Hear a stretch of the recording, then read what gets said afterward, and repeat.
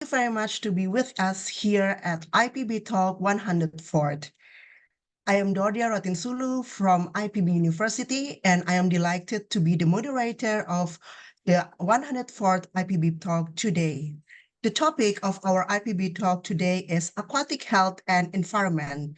And today we will listen to four invited speakers about their very interesting topics regarding aquatic health and also environment.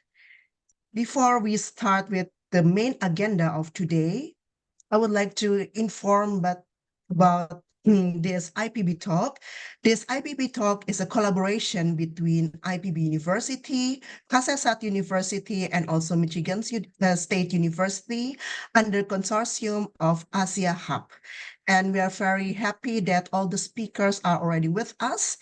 And before we start with the presentation from each speaker, I would like to invite the Vice Rector for Global Connectivity, Collaboration, and Alumni Affairs, Professor Iskandar Siregar, to deliver a short welcome remarks. To Professor Iskandar Siregar, the time is yours. Thank you, Ibu Dordia. Am I audible? Yes, you are audible. Yeah. Okay. Assalamualaikum warahmatullahi wabarakatuh. Good evening Indonesian time, and perhaps good morning Michigan time, or I think Indonesia, Jakarta, and Bangkok is the same time. Yeah. So first of all, let me introduce myself again. My name is Iskandar Siregar. I am the Vice Rector for Global Connectivity, Collaboration, and Alumni. And we are very happy entering this year, 2024, that our event, IPBTalk, has entered to the 104th edition, let's say. Yeah. So we are happy to be consistent here, delivering different kind of topic relating to the sustainability and complexity issues. Yeah. And today event, I think, very timely and very good, starting our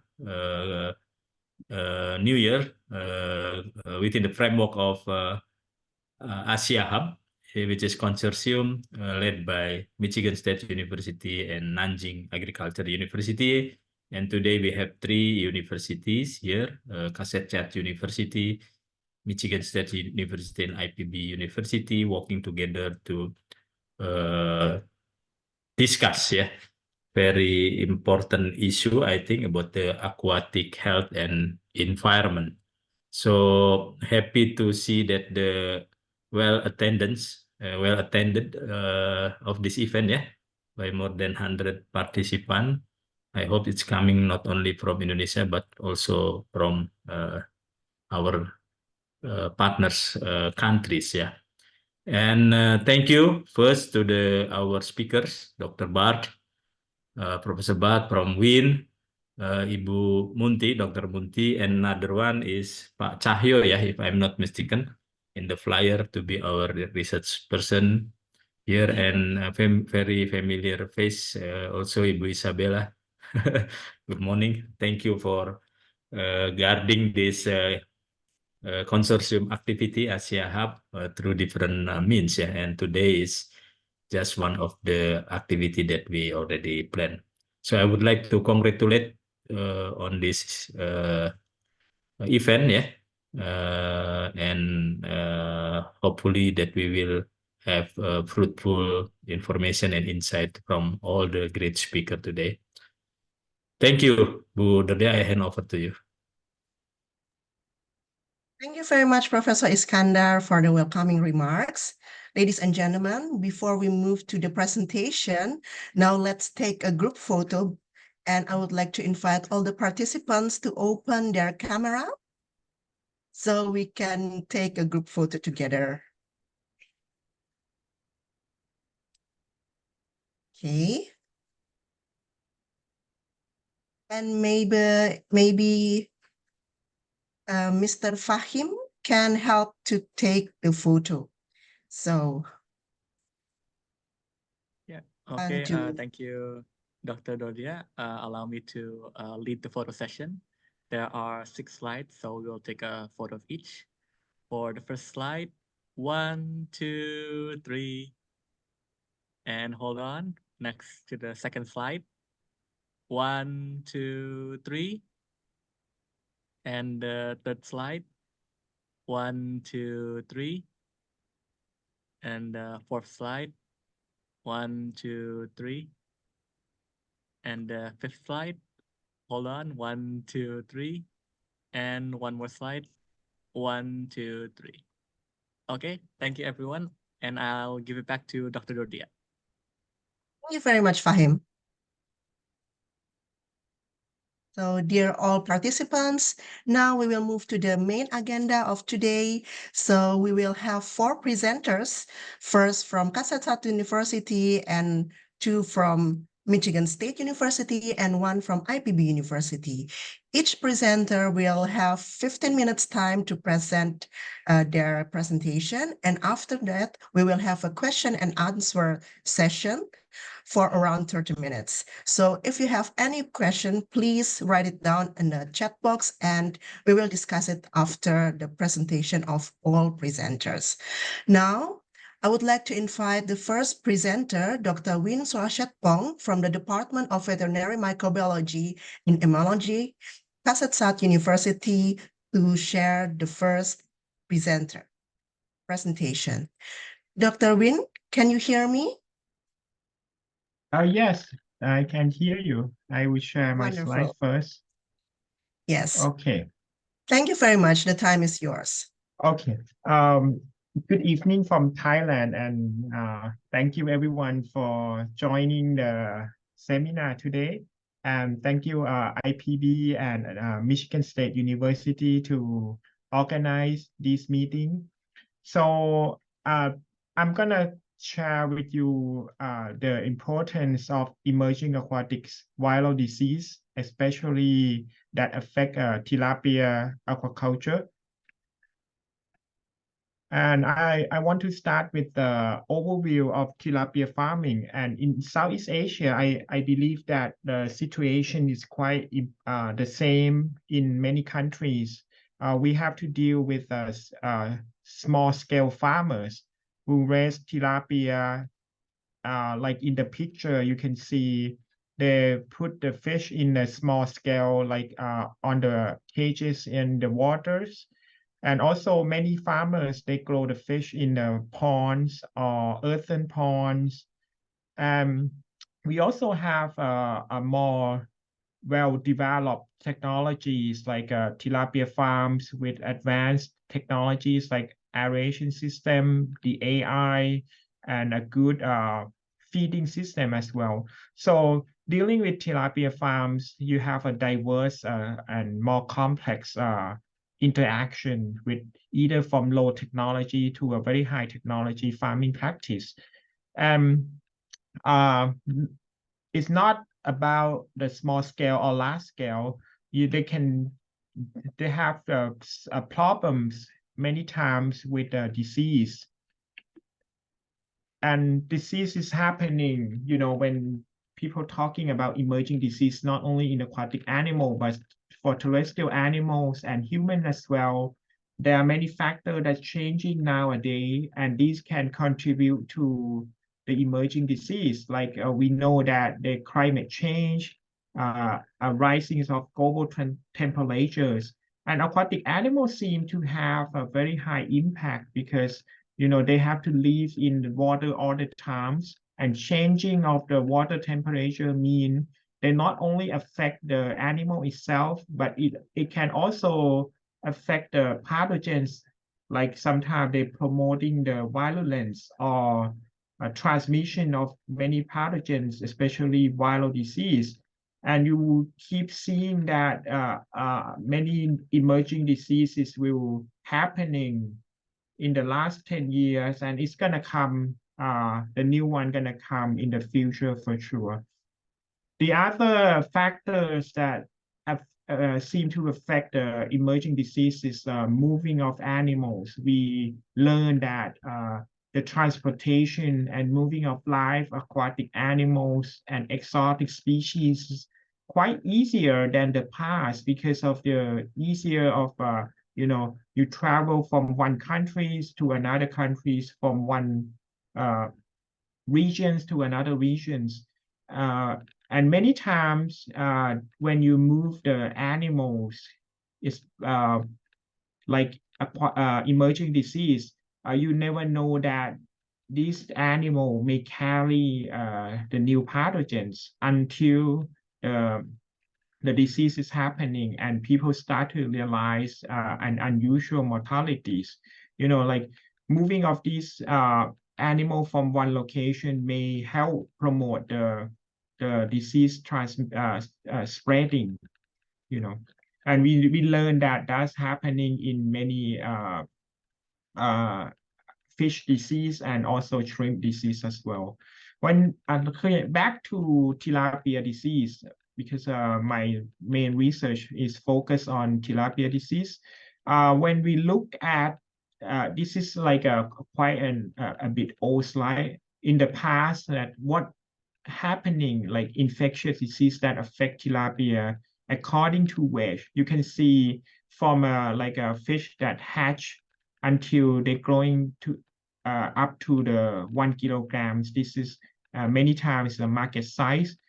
But over the time that the fish has to grow from 0 to 1 kilogram, you see they can be affected by many diseases like bacteria, parasites, and also viral disease.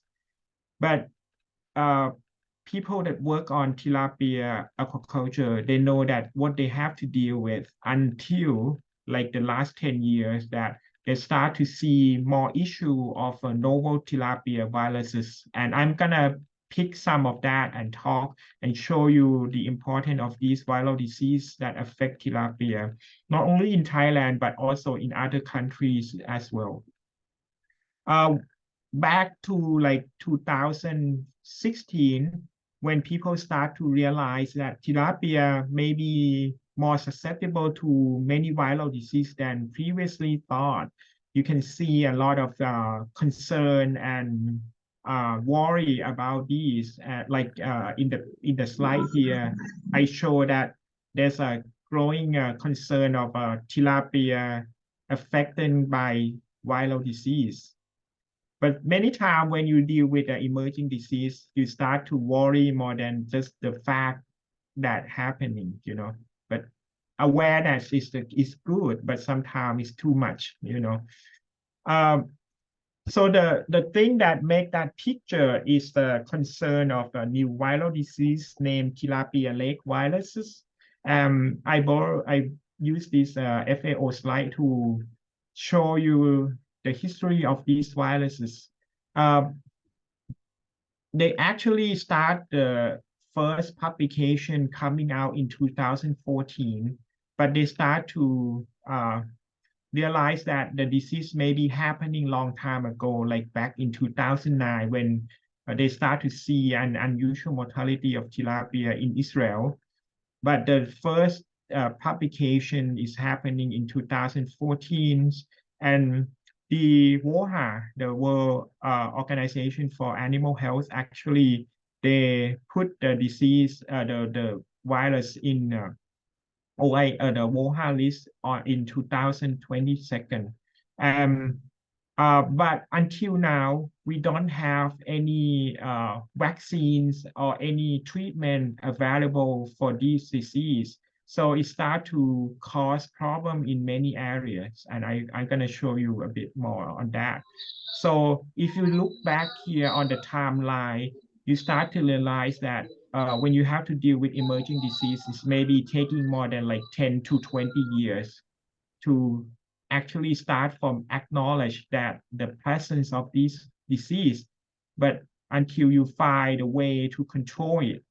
But to limit the economic impact or even eradicate disease, you need more tools or you need more knowledge to do that, which is not easy. But I think the beginning is important. So the identification of these pathogens or any kind of viral disease is important. So this is, I want to emphasize the first publication of tilapia lake virus in Israel. So they start to observe the high mortality in one of the lake in tilapia. They saw that a lot of fish die from like unexplained mortalities, and they cannot find a pathogen that caused the disease until many years of investigations. They realized this is a new RNA virus, okay?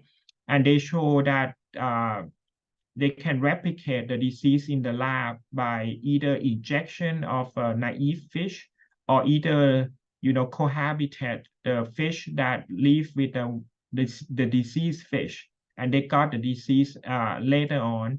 But you can see the injection actually produce disease quite quicker than the cohabitation. I mean, that's makes sense because the IP is not the natural route of infection, but this is mostly a challenge model that people use in the lab because they can produce a disease consistency. But the cohabitation is actually one of the natural way that fish exposed to pathogen. And they also developed the PCR to detect the virus, and also they isolate the virus in susceptible cell culture. So after this publication in December 2014, they start to make awareness to many researchers around the world and start to look whether the disease is, the virus is actually cause mortalities in their country. And they start to see more publication from like Egypt, from Thailand, from South America, and also from many countries in Asia.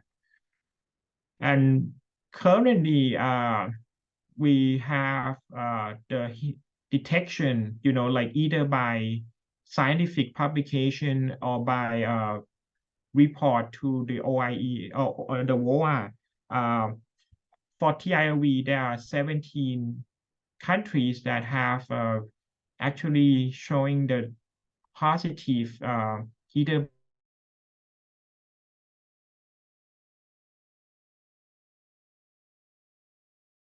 I think need to be addressed, because after some publication in the early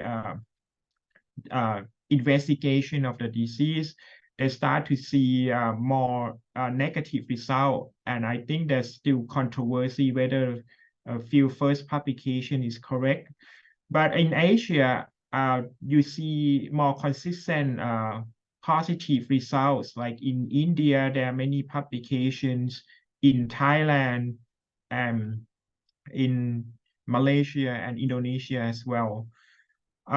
In South America, there are a couple of publications from like Ecuador, Peru, and Colombia. Okay, I show you some picture that along a few years ago in Malaysia. This is affecting red tilapia. In Peru, they're also affecting Nile tilapia. The mortality can be very high, like up to 50% to 90 to 100%, depend on many factors like water qualities, co-infection with other pathogens, and also the size of the fish as well. This is a first report of the tilapia lake virus in Thailand. So we start to investigate the problem in 2015. We sampling the fish all over the country. You see the star there. And we found a positive samples from the north down to the south. And in many areas that they have fish growing the fish, you can see, you can file a positive PCR, and also we can isolate the virus in the cell culture. This is some of the picture of the fish with infection. You see the clinical appearance may be not specific to TIV itself, but because many times we saw a co-infection with other bacteria and parasites. But we learned that TIV is quite susceptible to tilapia, like red tilapia or Nile tilapia are very susceptible. And all the life stage of the fish are quite susceptible, but the smaller fish, the more susceptible. Like a couple days here, this is fish that just hatched from the eggs. They die almost completely in a few days after the infection. A bigger one, like 1 to 10 gram fish, you can reach up to 90% mortalities. But for blue stock, you know, the mortality can be like 10%. But the importance of the infection in blue stock is they can pass the virus to their offspring. Okay. Excuse me, The- Dr. Win, you Yeah, I still have- have 3 minutes left. Okay, I will go very Thank quick now. The other thing is for tilapia or viral diseases, the importance of the immunities. Like many viral disease in fish, you can see after infection, the fish develop protective immunity, and that's the concept that we can use for the vaccine development. Like, you know, we use that concept to develop some of the immersion vaccines. So immersion vaccines is more practical than injection because they kind of like mimic natural infection. You know, we immerse the fish in the vaccines and let them absorb through the gills, and showing that after immersions, the vaccines can be absorbed through the gills of the fish and improve the survival of the fish.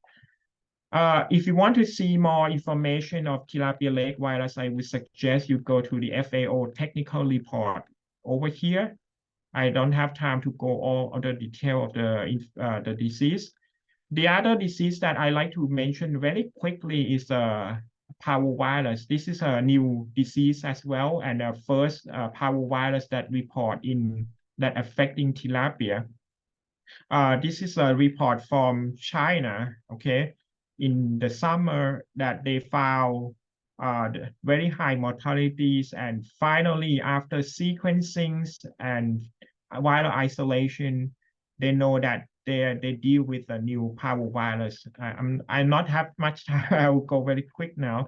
We follow that and found the parvovirus infections in Thailand as well. This is a collaboration between Kasetsart University and Michigan State University, and we found that in red tilapia, we found co-infection by 2 viruses.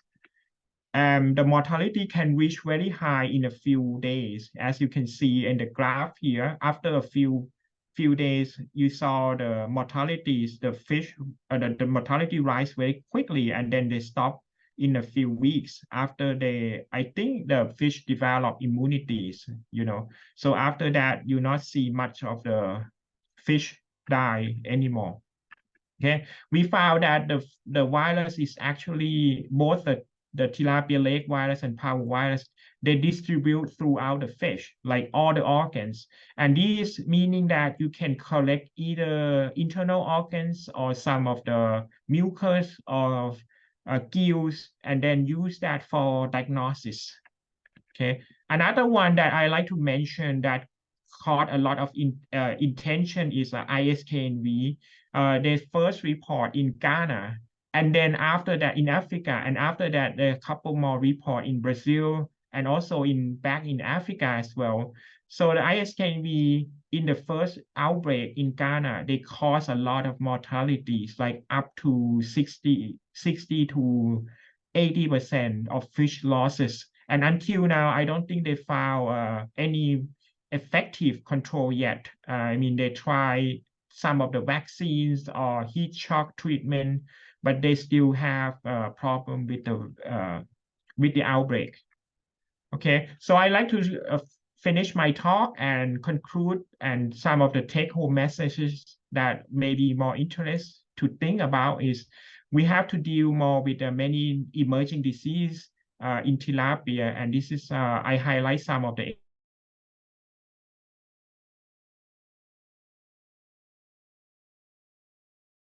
or even by the viruses itself. There are more like a complex interaction between bacteria, parasites, and viruses And up to now, we need to draw attention and direct our investigation to develop a vaccine, because it seems that vaccines is important priorities that we need to do that. But before we waiting for the vaccines, the farmer needs something. So biosecurity and management of the fish health is quite important. And still we need to emphasize to the farmers that this can be a key for controlling the disease. I'd like to thank and end my talk for all the funding agencies, and also the World Aquatic Veterinary Medical Association, which is a good resources for many thing on aquatic animal health. And I like to finish my talk now. Thank you very much. Thank you very much, Dr. Wing, for sharing about emerging aquatic viruses of relevance for tilapia. And now we will move to the second presenter, Dr. Cahya Fusianto. Yes. From Michigan State University. He is a postdoctoral researcher at Michigan State University at the Department of Pathobiology and Diagnostic Investigation, and also at the Department of Fisheries and Wildlife. Dr. Cahya, the time is yours.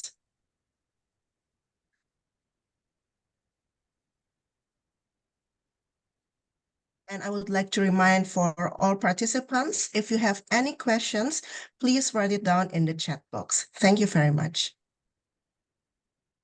Okay, thank you very much. Good morning and selamat malam untuk yang ada di Indonesia. Assalamualaikum warahmatullahi wabarakatuh. So today I would like to share about my research, genotypic characterization of infectious spleen and kidney necrosis virus, ISKNV, genomes in Southeast Asian aquaculture. So this is was one of my research when I was at the University of Sydney.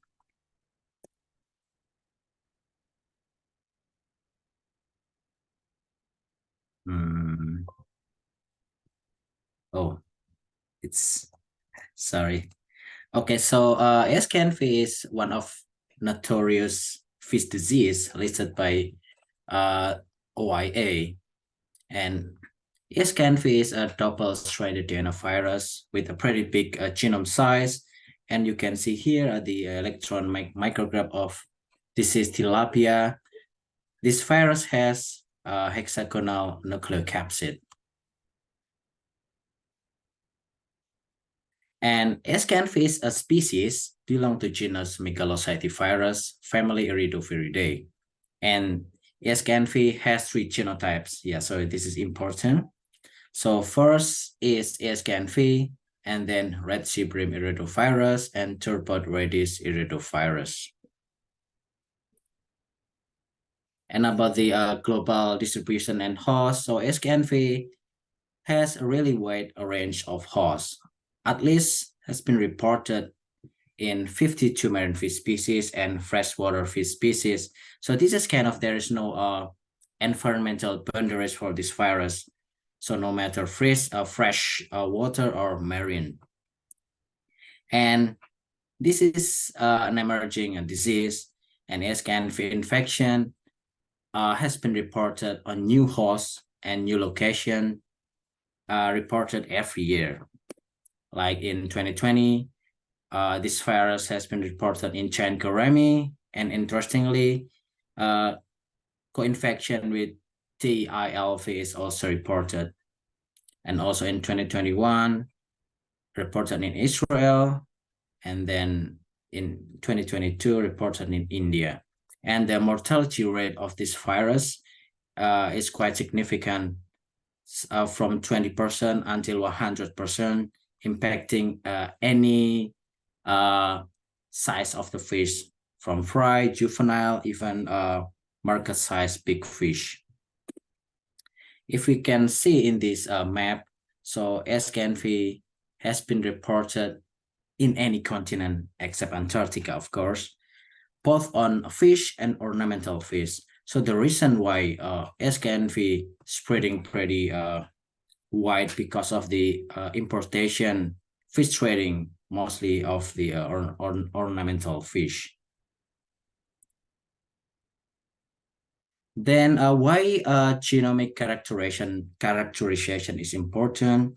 Because there is no clear boundaries among the three genotypes of ESKNV.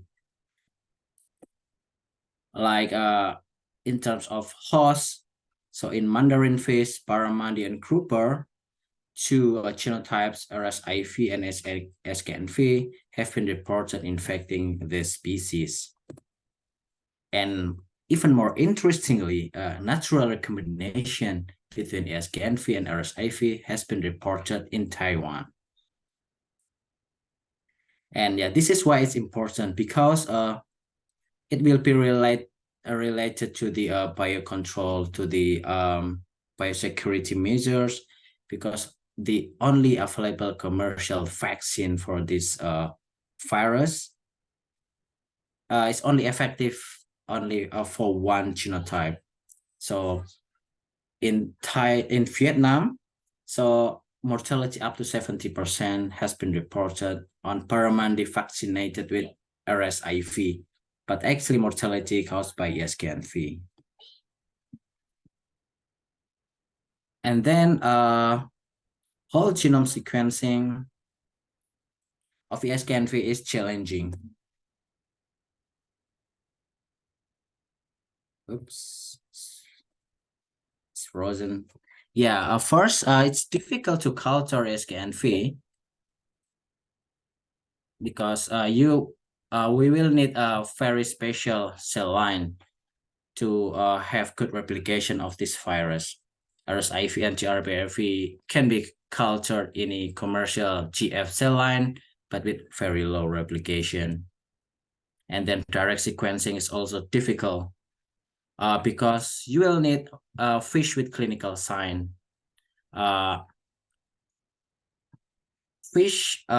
Infected fish displaying subclinical infection is very common in this virus, so it's very challenging. Therefore, an enrichment method prior to whole genome sequencing is required. And the objective of this study was to evaluate the capture enrichment method to characterize ESKNV genomes from received samples from Southeast Asian aquaculture. So in this study, we used 16 received samples, and we also used 2 samples as a positive control. So we did direct sequencing on these 2 positive controls. So briefly about a hybrid capture design. So here we design a probe that's specific to the ESKNV genomes based on the conserved region and variable region of this virus. So the probe, it will bind to the specific genome of ESKNV, and then using magnetic peak capture. So actually we'll extract the probe binds to the specific genome and then amplify and sequencing. All right, so yeah, after design the probe and then followed by DNA isolation and creating the library. And then proceed to Illumina MySeq sequencing and bioinformatics analysis. And so this is the result. So we compare the enrichment method and the direct sequencing. So you can see here, so the genome length, they were exactly the same. It means, so there is no alteration using the enrichment method. And the depth coverage is pretty impressive, with 10 times more than the direct sequencing. And you can see here the percentage map rates is really high. And from the samples, so we got 15 ESKNV samples and 1 RSIV. So interestingly, the RSIV came from the same aquaculture area with the ESKNV samples. So in one area, we got two genotypes, ASKNV and RSIV. And so this is analysis of the core genes. So core genes basically based on amino acid similarity. So we identify there were 59 core gene of ASKNV. And you can see, most of the sample, they fall to ASKNV clade 1, and they have exactly identical amino acid core gene. And one sample fall to clade 2, which has slightly different core genes. And then sample 16, so this is the RSIV.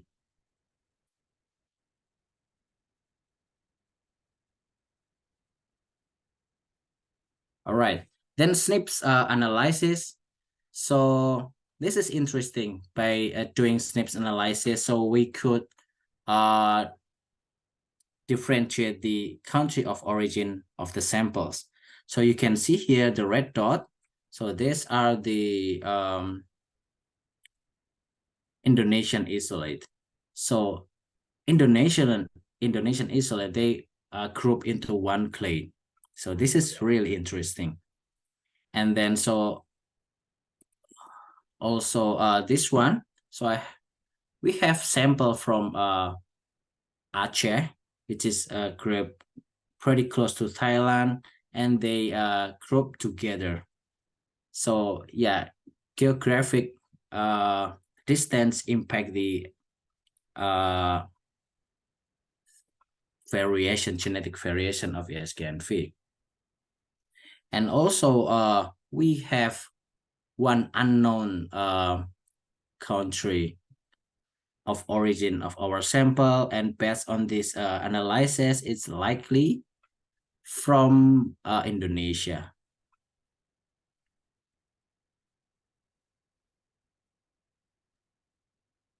Excuse me, Dr. Chahya, you still have 5 minutes left. All right. Okay, so yeah, I will go a little bit here. Yeah, so distribution of ASKNV mostly because of the fish trading of the ornamental fish and food fish. So here, so this is a good example of the relationship between Indonesia and Thailand. So these are food fish.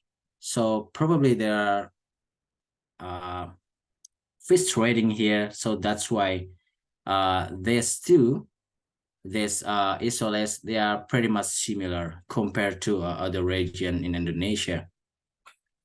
And in fact that in this area in Bali, so we observed two genotypes, RSIV and ASKNV. So it was a serious mass mortality. It was 80 up to 80% mortality daily in this area in 2016. Yeah, because of ASKNV. And so far there is no treatment, and the farmer, they just do everything they can do and treat to combat this disease, and it create more problem actually. So it's important. So the first thing, when we able to identify correctly the genotype, then we can propose to use correct control measures for the disease, because we have example that of a vaccine for RSIV, it was not effective for ASKNV. So identify correctly is really important for effective biosecurity for this virus. Okay, yeah, maybe I will just conclude. So detailed genomic characteristic of ASKNV is really important, because they are actually distinct, so they need to be treated differently. And then when we dig further about the genomic characteristic, so it might give us information about virulence factor or any characteristic that contribute to the disease outcome in the different hosts and different environment. Yeah, so far they're pretty much kind of there is no boundaries in terms of host and environment for this virus. But when we dig further, then we can know something. So we also found that there are repeated regions which is stable at a clade level. So this is maybe something that might impact the virulence of this virus. And then the whole genome sequence make the transmission pathway evaluation is possible. So we know from which country this virus come from, and this information is important to for biosecurity to limit the spread of this pathogen. And this study actually, we have published this study last year. If you want to dig further, so you can, read the publication. And I would like to acknowledge the funding bodies and also people who help us with this project. And maybe that's from me. Thank you very much. Thank you very much, Dr. Cahya Fusianto, for sharing about the genotypic characterization of ISK and V. And now we will hear the presentation from Dr. Munti Yuhana, lecturer at IPB University from the Department of Aquaculture and from the Aquaculture Technology and Management Study Program. Dr. Munti, you are still on mute. Okay, thank you, Dr. Dodia. The time is yours, doctor. Thank you. Thank you. Okay, please let me sharing the screen.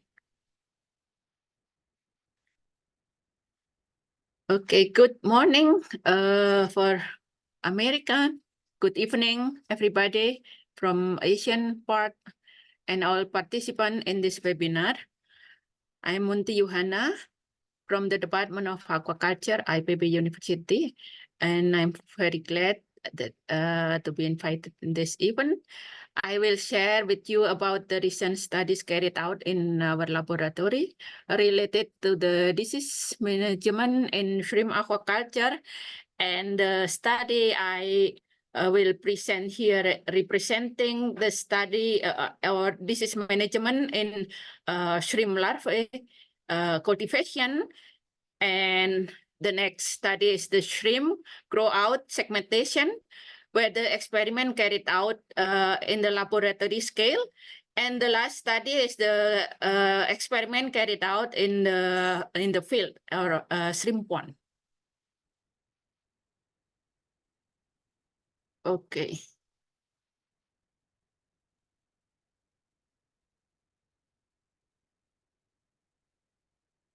Penaeus vaname or Pacific white shrimp is the world leading aquaculture commodity with a production quantity approximately of 5.8 million tons in 2020. Shrimp production is economically important for Indonesia. Shrimp aquaculture has potential for this country's development, and its production belongs to the export of the superior aquaculture commodities. The production target in 2024 by the Ministry of Marine Affairs and Fisheries is about 2 million tons, which is expected to be achieved through culture intensification. The high density in the intensification system can enhance the shrimp productivity. However, it also could increase the disease risk. The excessive organic waste and accumulation decrease the water quality and lead to a threat of shrimp stress and various increases the various pathogenic infection. So based on the 2019 Global Alliance Aquaculture Alliance survey, the disease is the major obstacle that currently being a challenge in shrimp farming. Follow the other aspect that I would not focusing in this talk. So the from the data, the viral and bacterial diseases and their co-infection are the main causative agents for the most common problem in shrimp cultivation, causing decreases of the production and also the economic losses. Mainly the disease that reported to impacted the mass mortalities of the shrimp coming from the group of the viral diseases, including white spot syndrome virus and infectious myonecrosis virus, and also the fibrosis, including the acute hepatopancreatic necrosis disease. So for our study, we normally use this kind of pathogenic agent as the challenge test, because we have to solve the problem, the country problem. If possible, we have to the positive contribution and the information to the aquaculturists. And the background of that the imbalance of the microbial composition in the water and the dominancy of the potentially pathogenic bacteria can increase the risk of disease attack in shrimp. Furthermore, the intestinal microbes composition is known to play a crucial role in several metabolic processes of the host. The interaction of intestinal microbiota in shrimp will contribute to several key host processes, resulting in the disease susceptibility or disease resistance. Beneficial microbial supplementation have been reported to have positive effect on the growth performances and immune response of various aquatic species, including shrimp. When there is dysbiosis or an imbalance in the microbial composition, especially in the shrimp digestive tract, it will result in more risk of pathogenic infection. So to prevent the disease outbreaks in shrimp farming activities, it is necessary to apply one of the supplements through the use of probiotics, prebiotics, and symbiotics, either as single or consortia, as fresh culture or microencapsulated form. It is an invertebrate animal. Yeah, as it is an invertebrate animal, the white shrimp is equipped with a non-specific immune system or innate immunity through the non-self recognition system that aids in responding to pathogenic infection and other foreign substances. Unlike fish, crustaceans do not have specific immune system. Therefore, the use of materials or active compound that can suppress pathogen and subsequent initiate the host immune response is necessary.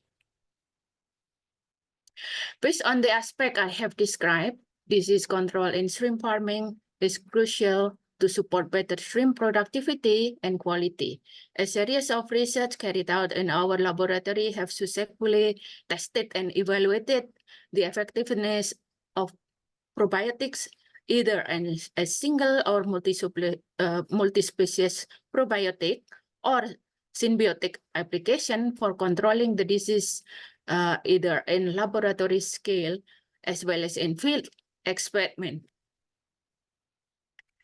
The research on the application of Pseudomonas pesticida 1UB, gram-negative, and prebiotic, monooligosaccharide, and symbiotic to control fibrosis in shrimp larvae has been carried out through bioencapsulation techniques using Artemia, and it showed satisfactory result. Shrimp larvae treated with probiotic, prebiotic, and symbiotic showed increased value of the immune responses, such as total hemocyte count, phenol oxidase, and respiratory burst activity, and their survival after the challenge with pathogenic Vibrio larvae. The evaluation of the use of probiotic, prebiotic, and symbiotic showed that the symbiotic treatment resulted in the best culture performance. Stimulation of symbiotic showed the higher expression of the genes related to immunity in treated shrimp compared to the control.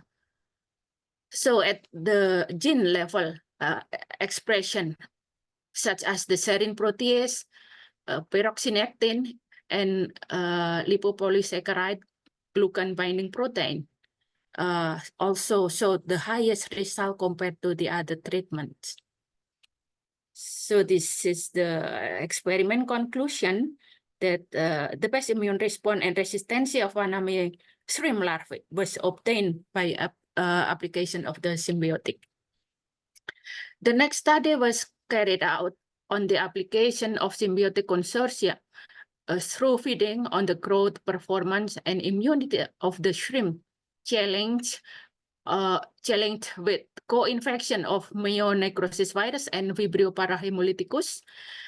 The symbiotic containing probiotic of different cell density of probiotic, SYN3 representing 10 to the 3 colony forming unit, SYN6 means 10 to the 6 colony forming unit per milliliter, and SYN9 representing 10 to the 9 colony forming unit of the bacterial consortia per milliliter. And they showed that the best result was shown by the highest concentration of the probiotic. The table in the left side showed the growth performance prior the challenge test after 30 days of the supplementation, and the right graph showed us the survival rate of the shrimp after the challenge test.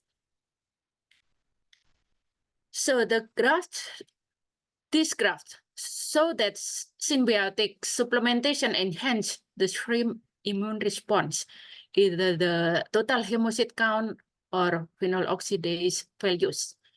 Besides of that, the gene-related immunity expression also showed higher compared to those of control group. This result indicated that the stimulation ability of the supplementation on immune response at the gene level. The application of the symbiotic consortium capable of increasing the immune response, gene expression, growth performance, and protection against myonecrosis virus and Vibrio parahemolyticus co-infection. The morphological appearance of the shrimp with symbiotic supplementation apparently also saw less suffer and less tissue damage, as it is shown in these pictures. The lightly infected and moderately infected shrimp, which has supplementation, which has treatment of the symbiotic supplementation compared to the positive control in the right side, giving us the heavy necrosis in the distal abdominal part and changes in the color of the necrosis into the reddish appearance. So the application of the consortium able to increase the immune response, gene expression, and growth performance, and abundance of intestinal bacteria, as well as increasing the resistance to myonecrosis virus and parahemolyticus co-infection. Recently, we Dr. also, Munti. Yes. You still have 3 minutes left. Thank you. Recently, we also performed research in the shrimp pond where pathogenic infection naturally occurred under the real environmental, fluctuated environmental condition. The study applies symbiotic microcapsule with dual species of probiotic representing gram-positive and gram-negative bacteria, Bacillus cereus and Pseudoalteromonas pesticida 1UB, on growth performance and immune response of white shrimp in field experiment. So our study shows the ability of different probiotic species in also improving the growth performance and shrimp survival during Vibrio dominancy and myonecrosis virus outbreak, which occur in the shrimp pond during experiment, as well as in the rainy season, fluctuate weather. So these results are supported by data of higher immune response values in shrimp fed with microencapsulated probiotic compared to those of control treatment, as it is indicated here by immune parameters such as total hemocyte count, phagocytic activity, phenol oxidase, and respiratory burst parameters. So the adequate cell density of probiotics and prebiotics supplemented in the feed in the form of microencapsulated symbiotic capable of suppress pathogen cell populations during 2 months or 60 days of shrimp rearing in the pond, with the best dose as it is shown by symbiotic with concentration of 1.5% treatment. So we come now to the end of my presentation. Thank you for kind attention. So thank you, Bu Dordia. Thank you very much, Dr. Munti, for sharing your presentation and your very interesting research result. And now we will move to the fourth speaker, Dr. Bartolomeo Gargoglione from Michigan State University, particularly from the Department of Pathobiology and Diagnostic Investigation and the Department of Fisheries and Wildlife. Dr. Bartolomeo will share about emerging fish pathogens in North America. Dr. Bart, the time is yours. Hello, everybody. I guess you can see my slide properly. So, so this presentation is mostly an overview of what we do at Michigan State University in my fish pathobiology and immunology lab. So some research and ongoing project.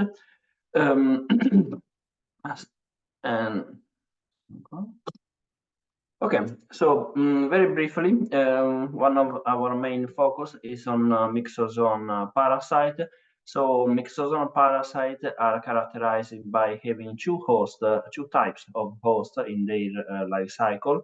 So vertebrate, in our case, we focus on fish, and an invertebrate. So based on what kind of invertebrate and other characteristics are their definitive host. Myxozoan are currently divided into two classes, the Myxosporean, which include very important pathogens also for North American, like whirling disease agent, Myxobolus cerebralis, and many others. And then we got the class Malacosporea, with including important pathogen such as Tetracapsuloid salmone, which I will describe today. So it also very important to stress the point that the research on identifying the life cycle of many myxozoan parasites is still ongoing. And they are becoming much more important in many regions of the world after the climate change event, particularly the global warming is promoting the occurrence of some of those parasites in northern region. So Tetracapsoide bryosalmone is cycling between vertebrate hosts, so the fish, salmonid species, and in bryozoan. Bryozoan are most animal invertebrate living attached to many substrate in rivers and lakes. So normally they release spores that can infect the fish, and the fish releases spores that can infect bryozoans, different types of spore.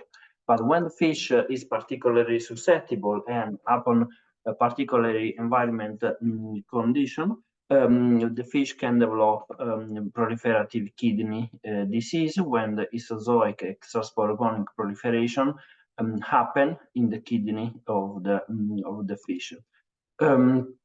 This pathology is exacerbated by warmer water and under temperature of over 15 degrees in susceptible species. Incubation period is normally of about 3 to 7 weeks, again, highly dependent on the water temperature, and morbidity and mortality can become very high. So during my PhD in Scotland, I actually contributed to define this as a chronic lymphoid immunopathology and carry out some of the pioneeristic gene expression study to actually characterize the immune response against this parasite in susceptible trout. Again, mortality can be pretty high and exacerbated above all by the occurrence of co-infection with other opportunistic and also primary pathogens. But it is really important to understand that survived fish develop a protective immunity. So this also gives hope to vaccine development, although work is still in progress. So PKD in North America is causing outbreak. So it's mostly causing mortality outbreak in Europe, Central to Eastern Europe, and also in the Western North America. Although in North America, the impact in the industry is still poorly unknown. It has been isolated, the parasite, in several states across Canada and the US.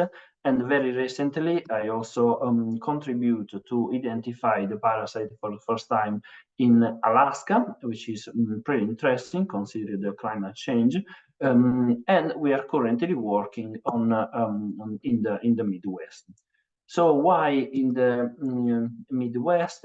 Because we believe that in the Midwest, the environmental conditions are becoming suitable for the Tetracapsoide bryosalmone life cycle propagation. So it may spread in the region, also because they are warming more and more during the summer, those lakes, and this is the largest lake system in the world, including Lake Superior is the largest lake in the world. So we are investigating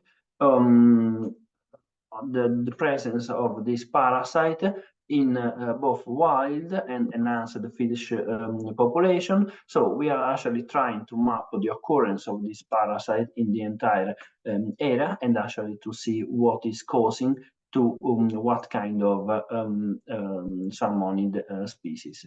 This is what the Department of Natural Resources is doing in this area. So they collect eggs from migratory adult fish, and then they produce new generation of fish that can be released to actually restock and enhance the natural population for a series of reasons, including to promote tourism and sport fishing. So we go sampling fish during their effort to restock population. We take fish organs, mostly the kidney. It's important for tetracapsoid biosalmone, and then we run fast qPCR screening, but also more specific assay to actually get sequence out.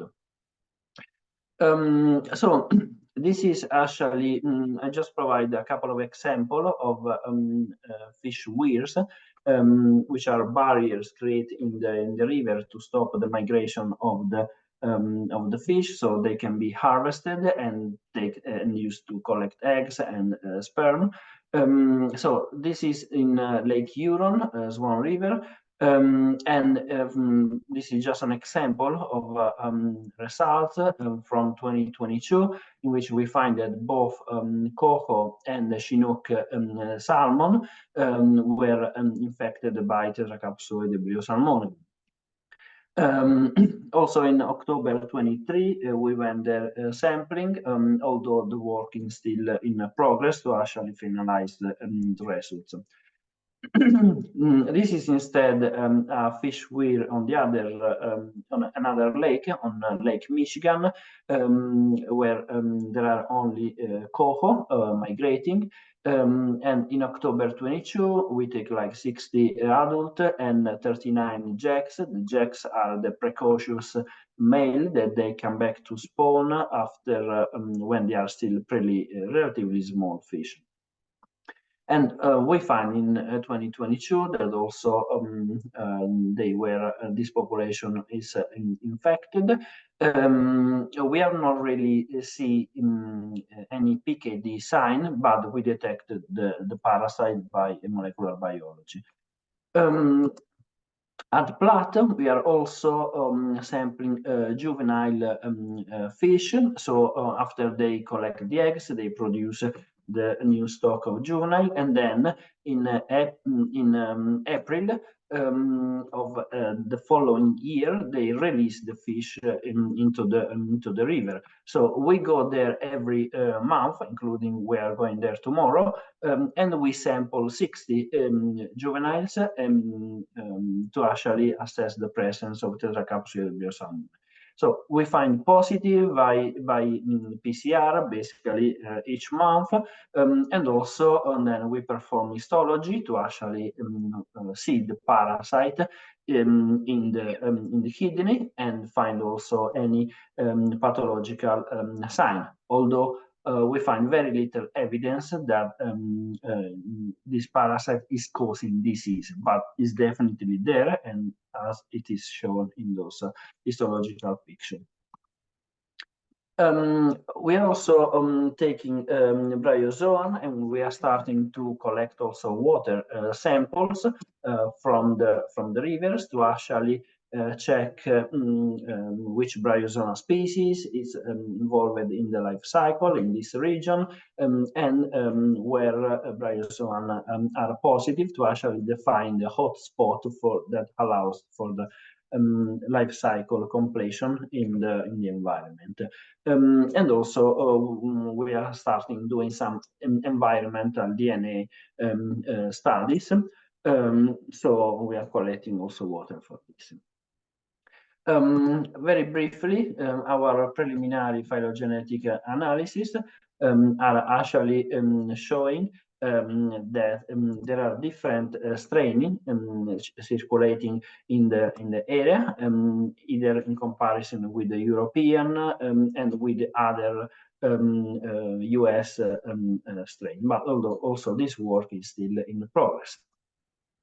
Another part of our research involvement is to study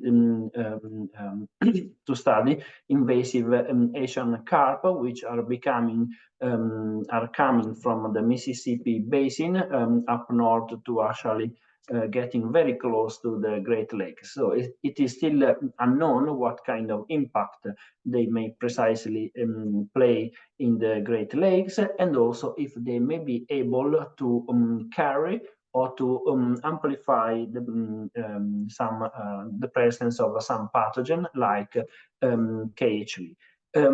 So the cyprinid herpes virus 3, it's a target of our project. So we want to retrieve the local strain in order to perform comparative studies and then to define if those species may be susceptible and or carrier of the virus to actually spread the virus that can then reach native species.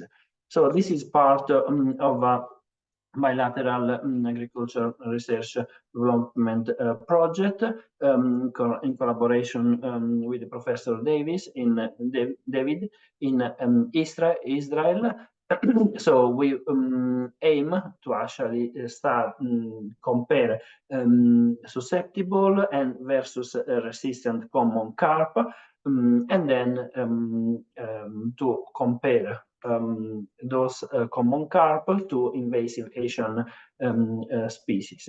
In the US, we are absolutely unable to perform in vivo studies because it is forbidden by law to hold live invasive Asian carp species, at least in the Great Lake region. So we can only perform cell line work. But in general, what we want to do is to understand the pathways and the mechanism that actually allow one or the other species to get infected and to develop the disease and actually to die. Dr. Bart, excuse me, Dr. Bart, you still have 3 minutes left. Okay, I'm gonna still a few minutes extra then. So we've been investigating, even going through fish farm, like during mortality event.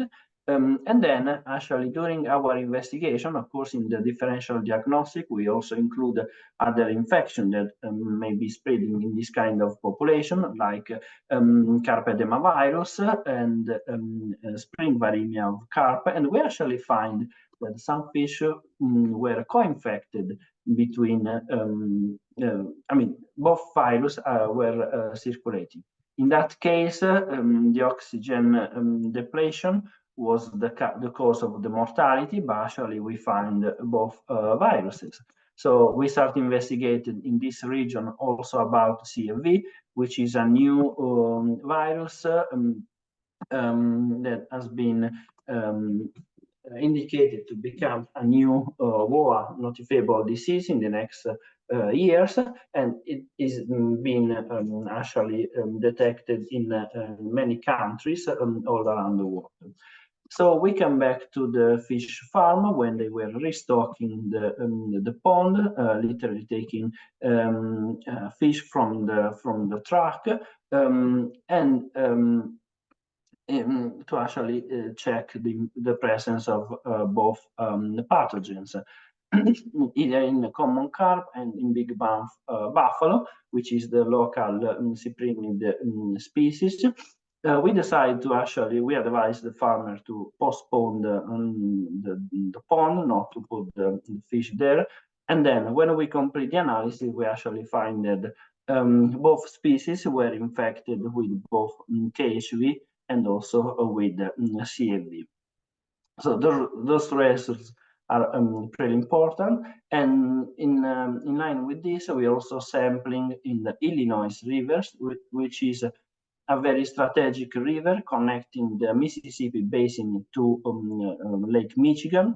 So the DNR is a muscle-moving fish from this river. So we can just go there and get as many fish as we want for analysis to actually detect the presence of this virus. So the work is still in progress, but we actually found that at least KHV is spreading in those populations. So our work is mostly focused on cell line. So to do this, we develop new cell line from the invasive Asian carp species. And then, of course, we compare with the reference cell line, so the standard common carp brain and koi fin cell line. So we also find that one of our new grass carp cell line is susceptible to the reference strain. And this is the work of my PhD student, Santos, and he also presented a poster during the last EFIP conference in Scotland.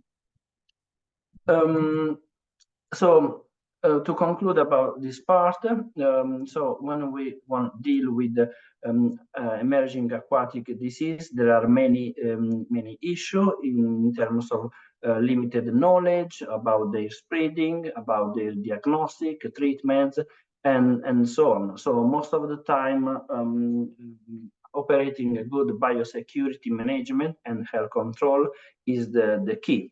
But the good news is that there is a lot of work for aquatic professionals, so it's very good to see actually many people involved in this webinar today, and there is a lot of hope for the future.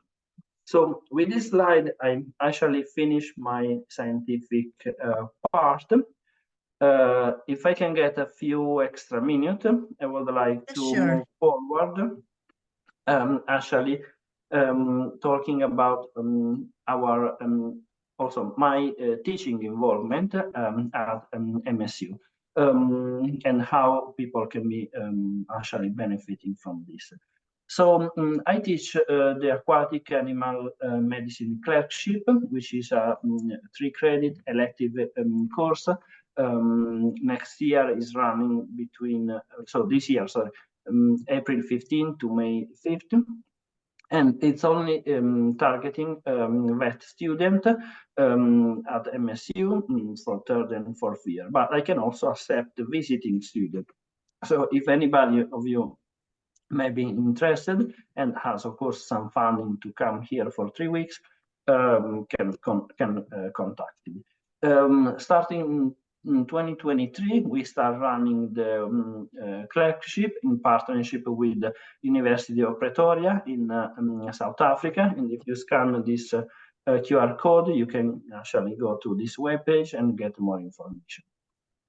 So very briefly, we do during the morning lecture given by many either virtual or in-person guest speaker. And of course, I do many lectures, but I'm helped by other people in the topics that are not really my expertise. So this is happening every morning.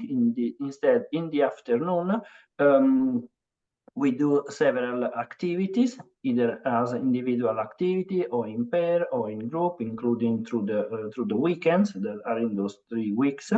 And then, of course, students have to deliver a presentation or write abstract using scientific English or watch, analyze some case study, histology slide, and so on. During the some other afternoon, we also do lab activity, including to dissect fish or on fish pharmacology and biopsy. So using also live fish to practice with anesthesia and biopsy technique.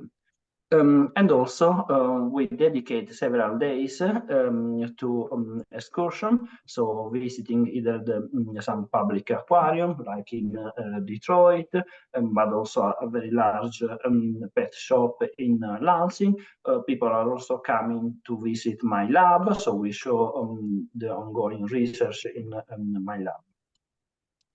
And on top of this course, additional teaching opportunity for more vet students are given through the student club.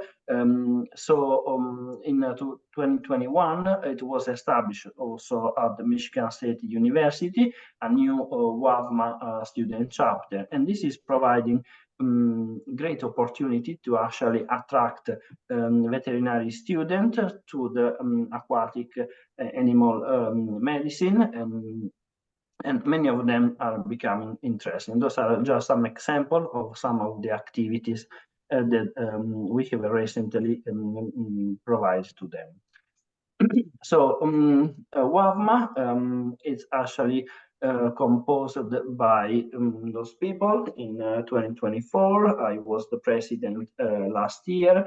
This year I'm becoming the past president. As you can see, Dr. Wynn is the director for Asia. So really important, with WAVMA, we provide the certified aquatic veterinarian certification and certified aquatic veterinary nurse and technician. So if anybody of you may be interested, please check the website for those opportunities. But we also perform many other activities to actually spread the veterinary aquatic education all around the world.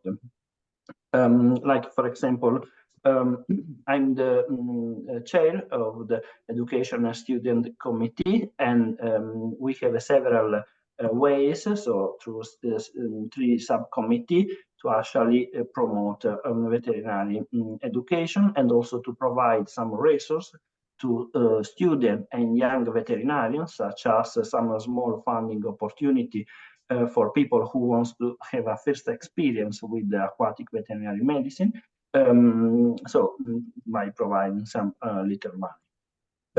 Web CPD series is really important. It's a series of webinars to actually provide lectures that can be useful to get credit, either for our certification or for other certification.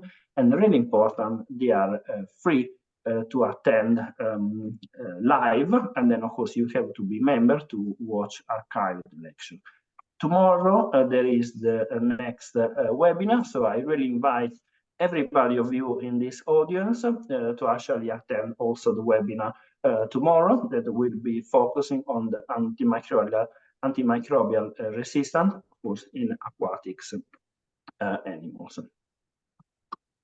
And with this, I would like to conclude, and we can now finally move to some questions.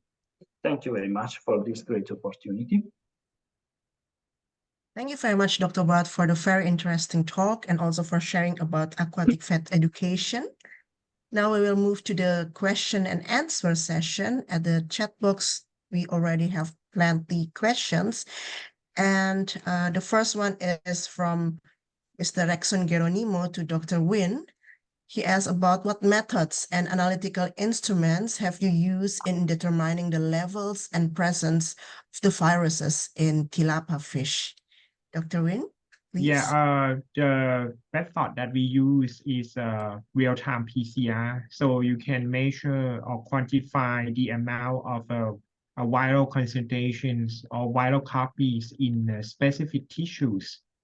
And then you can use that to compare the difference between in the same fish and also with other fish as well. Yes. Thank you. And from Rajendra Singh to Dr. Wynn, he is an advisor to ASEAN FAFD. He collaborates with NUS on Biological Control Agent, or BCA. And he thinks that you make it clear that the vaccines are not available, and there is a desperate need to address this pathogen both in fish and also in prawns. He thinks that the fish feed done using BCA and also herbal extracts can be used to clean the cages, and they are in the process of preparing the confirmation tests in laboratory and also farms. Can you please give a comment about this? Have you any experience about biological control agents, maybe? I can give a comment that you know, the vaccine is still very important because they can provide a specific response to the fish, and you know, with a specific immunity is actually better than everything because you actually protect the fish from it's themselves, you know. Even if you use like antimicrobial, you use some other things, it's just temporary, and you just have to keep using that. And we know that some chemical or antimicrobial products can cause several problems. I think for using other thing to clean the net is it's okay. It's a good supplement, you know, but they still we still need to think about how would you protect the fish for the entire culture period, not just like a couple weeks. Thank you very much. And there is also a question to Dr. Win that would like to know from your perspective about the application of nanovaccines by immersion to mitigate effects of TILV in tilapia larva. Does it really works? I think the not only the immersion vaccines or nano vaccines, but all the kind of vaccines, many of them is still under the pipeline of research, and I don't think there are any much commercialized available yet, like except the Streptococcus vaccines that many tilapia farmers already use that. For the immersion on the nano vaccines, we start to see more growing evidence that this is quite an interesting option, because as you know, taking a fish and injecting one by one, I mean, even it feasible, but it's still very painful and labor intensive. And if you have a better choice, it will be much better, you know. But you need to overcome the problem that how would you direct the antigens or the vaccines to the immune system of the fish. And I think this is quite challenge, but we start to see more technologies and growing evidence to support that research or direction. Thank you very much, Dr. Win. To Dr. Chakya, there is a question from Fenty Nurul. In a polyculture cultivation of gourami fish with tilapia, if the gourami fish is already infected with ISKNV, is there a possibility that tilapia fish is also infected? Yes, so yeah, thank you for the question. Yeah, I think I gave the link of the journal that study this matter, co-infection between ASKNV and TILV. And yes, so it's possible. So which one infecting first? So we don't know in the study. So yeah, it was on West Java, Central Java, Yogyakarta, in East Java. The prevalence is pretty high, up to 100% infected with TILV, and also up to 100% infected with ASKNV. And yeah, tilapia is susceptible to both of viruses. So yeah, it's possible. Okay, thank you. And I also wonder, did you also analyze the virulence associated genes between the strains that you analyze? And is there any particular strain which is more virulent in comparison with other strains, maybe from Indonesia or from other countries, or are they quite similar with respect to their virulence associated gene? Okay, yeah. So yeah, actually, we identified so like the repeated sequence. So we know that repeated sequence might increase the gene expression level, but we don't have evidence about that. So we might need to silence that region or overexpress that region and see whether this region actually impact the virulence of the virus. But yeah, we don't have a chance to prove that, but we identify the differences of these repeated regions, yeah, among the ASKNV clades. But yeah, we didn't do a study to prove that. Okay, and is this ISKNV highly mutating? How promising is vaccine development for this disease? Okay, I can say ASKNV is pretty stable. Like, yeah, it's very stable. And for mutation, yeah, it's happened. Like the natural recombination between the ASKNV and RSIV in Taiwan, So that's a really good example that, yeah, mutation, even recombination, yeah, I think it's happening. And for the vaccine, so sadly, the only available vaccine for SKNV, which is for RSIV genotype, is not effective against SKNV genotypes. So this is really big knowledge gap we need to fill in. So which part actually may be effective for all genotypes, or do we have to vaccine one by one? I mean, against its genotype. So yeah, still a lot of to fill in. Yeah, to about vaccine thing. Yeah, thank you very much, Dr. Chahya. To Dr. Munti, there's a question from Rexon Geronimo. What is your recommendation after proving the effectiveness of symbiotic consortium application on shrimps? Thank you for the question. So our studies proved that the dealing with the disease for crustacean, it is important to stimulate the non-specific shrimp immune response. It is a key to combat the disease, to give the protection against the disease. So the symbiotic supplementation, as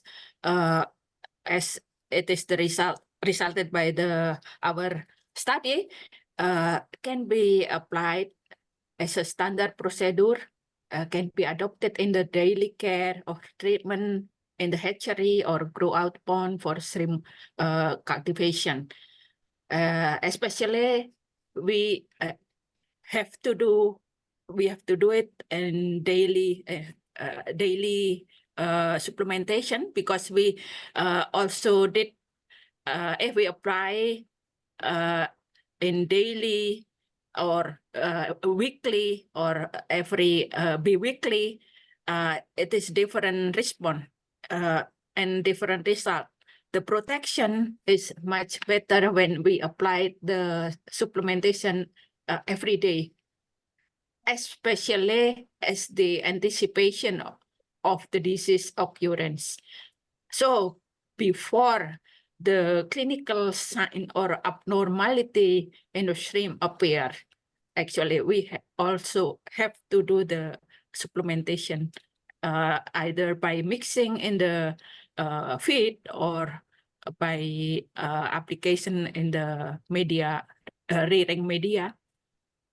It's also possible. So actually it's in the beginning of the screening, yeah, a probiotic screening, we all have to do the better possibilities for the application, either by apply in the water or mixing in the feed. But during the the effective way by, for example, the identification the enzymatic capabilities and properties, it is better to use and supply the probiotic together with the feed, so they can be actively working inside the intestinal tract or digestive tract, compared for the application in the water that can target for the water quality improvement. So, thank you. Thank you, Dr. Munti. There's another question from El Baduwiki. He's interested in the topic about shrimp disease.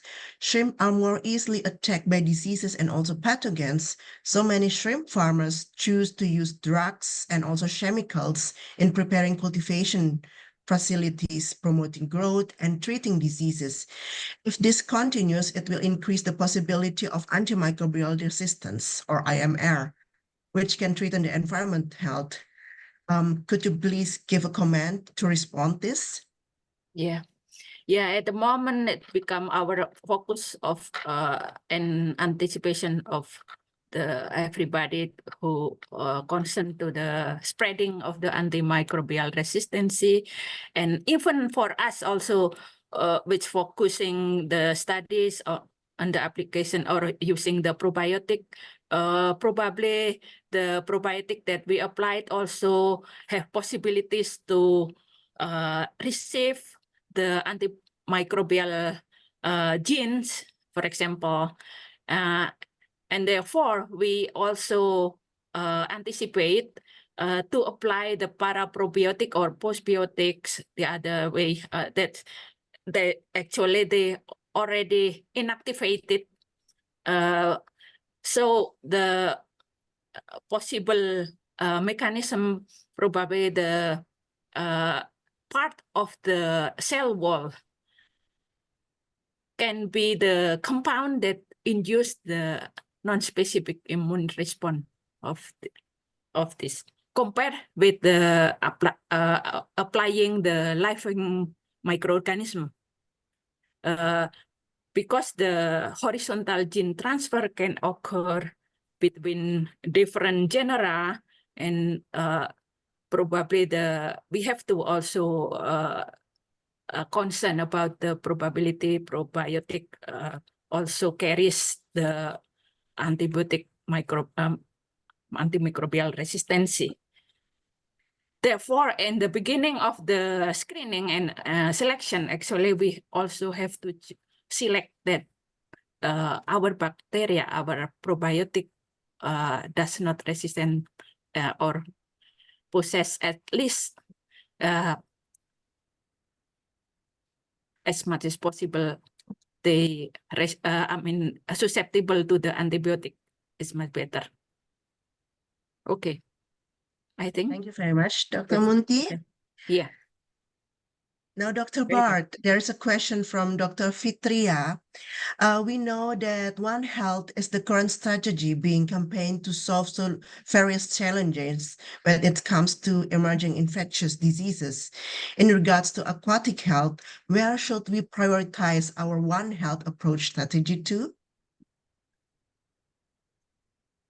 I think that is very, very difficult because people are still studying the connection between aquatic pathogens and pathogens that then can actually become zoonotic and so on. So the good news is that there are very few aquatic pathogens that can be zoonotic for human. The problem is that the impact of disease in aquaculture and in aquatic fish, but also in aquatic animals in general, that can be fish or shrimp, is still so high that actually is impacting very strongly economically the sector producing seafood, etc. So directly and indirectly. So there are still many connections under studies, but of course, start by characterizing the issue at the base. So by studying the pathogens, characterizing the strain, pathogenesis, and start to study measures that can be taken to actually reduce the spreading or stop the disease.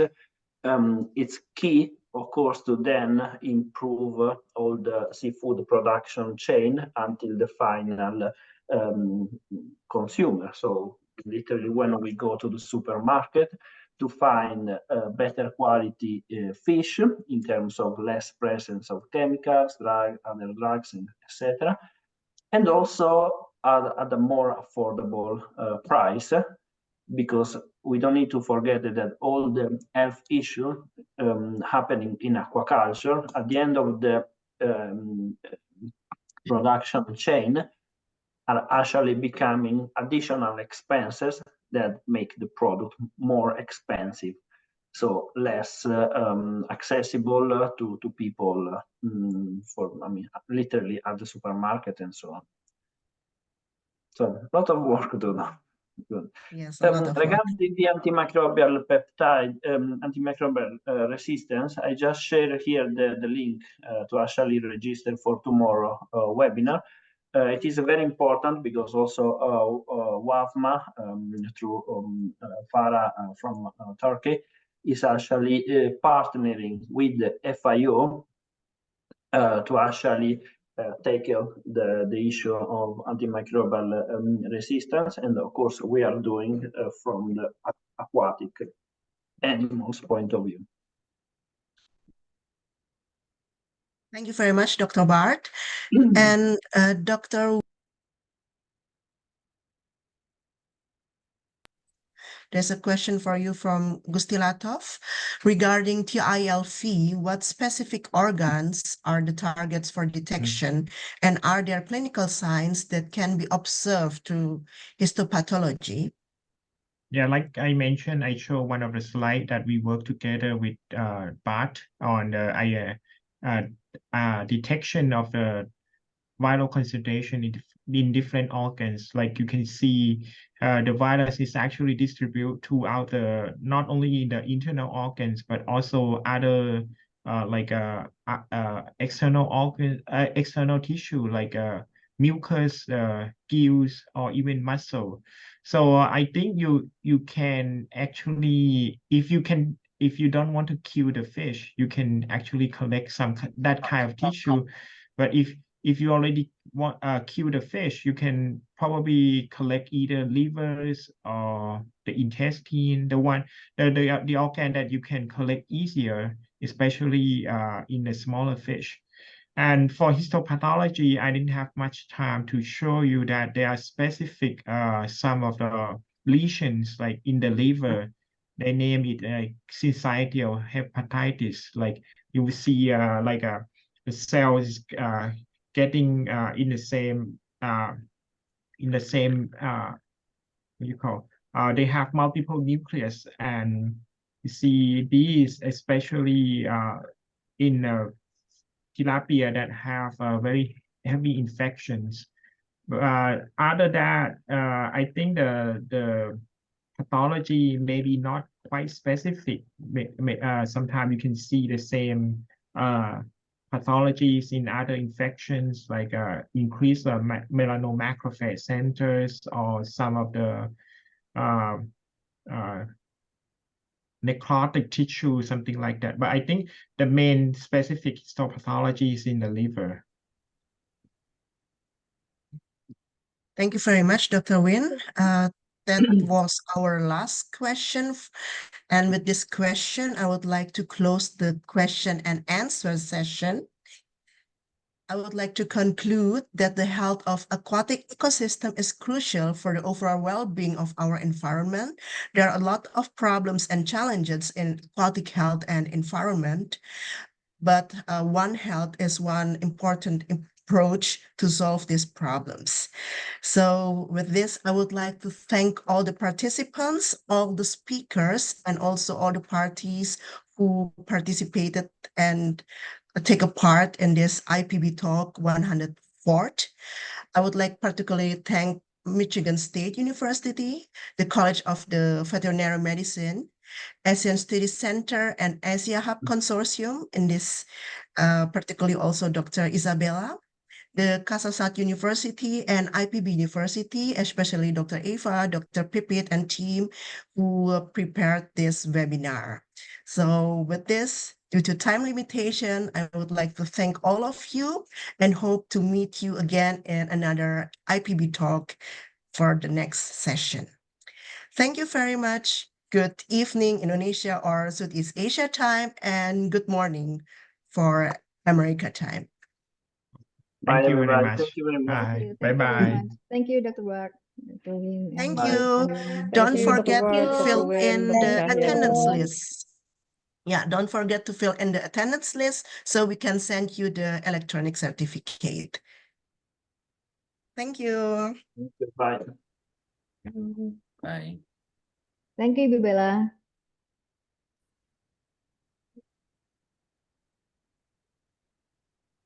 Thank you all. Selamat malam. Thank you. Thank you. Selamat malam. Terima kasih banyak ya, Bu. Itu terakhir tanggal kelengkapannya itu terakhir. Jadi tarikan kita masih ada 5. Kampus terbaik, integritas, kuatkan tujuan. Kampus terbaik, beri terbaik untuk negeri, untuk dunia, umat manusia dan alam semesta.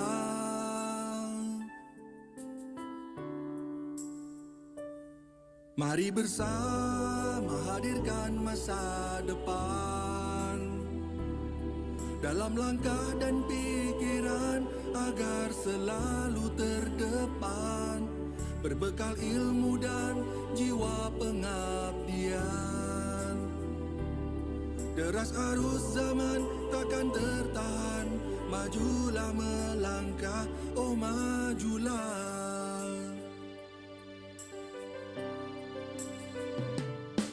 Kampus terbaik, inspirasi, tebarkan harapan. Kampus terbaik, inovasi, wujudkan impian. Kampus terbaik, integritas, kuatkan tujuan. Kampus terbaik, beri terbaik untuk negeri, untuk dunia, umat manusia dan alam semesta. Mari bersama hadirkan masa depan dalam langkah dan pikiran agar selalu terdepan, berbekal ilmu dan jiwa pengabdian. Deras arus zaman takkan tertahan, majulah melangkah, oh majulah.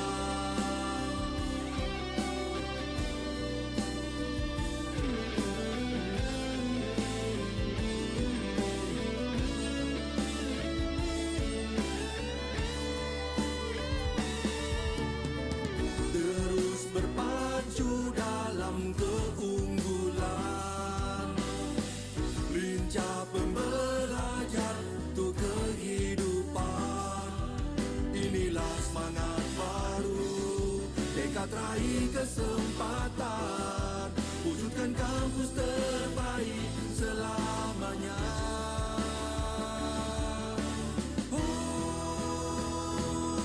Mari bersama hadirkan masa depan